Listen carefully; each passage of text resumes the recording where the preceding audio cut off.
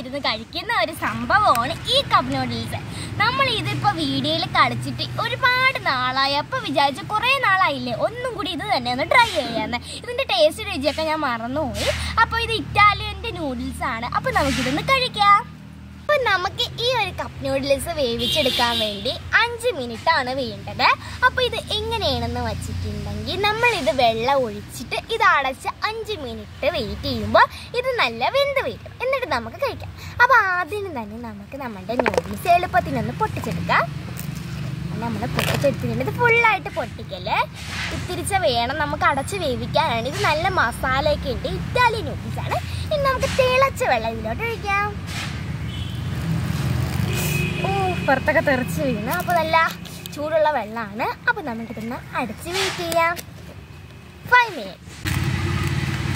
അപ്പോൾ നമുക്ക് നമ്മുടെ നൂഡിൽസ് റെഡിയായാൽ നോക്കാം. അപ്പോൾ നമ്മൾ 5 മിനിറ്റ് വെയിറ്റ് ചെയ്തിട്ടുണ്ട്. ഓ, നമ്മുടെ നൂഡിൽസ് ഇതാണ്ട് ഇവിടെ റെഡി ആയിട്ടുണ്ട്. അപ്പോൾ ഇതാണ് നമ്മുടെ നൂഡിൽസ്. നല്ല മണമൊക്കെ അടിക്കുന്നുണ്ട്. അപ്പോൾ നമുക്കൊന്ന് കഴിക്കാം.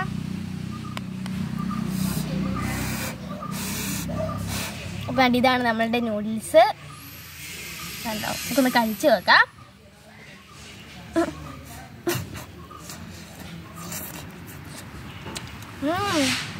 അല്ല, കിടിലൻ ടേസ്റ്റ്. ഭയങ്കര സ്പൈസിയാണ്. എനിക്കിഷ്ടമായി. നല്ല നൂഡിൽസാണ്, ഇറ്റാലിയൻ നൂഡിൽസ്. സൂപ്പർ. നിങ്ങൾക്ക് ഈ വീഡിയോ ഇഷ്ടമായ ലൈക്ക് സബ്സ്ക്രൈബ് ചെയ്യണേ. നിങ്ങൾക്ക് ഏത് രാജ്യത്തുള്ള നൂഡിൽസ് ഇഷ്ടമാണെന്ന് കമൻറ്റ് ചെയ്യണം. പുതിയൊരു വീഡിയോ ആയിട്ട് വരുന്നത് വരെ ബൈ ബൈ.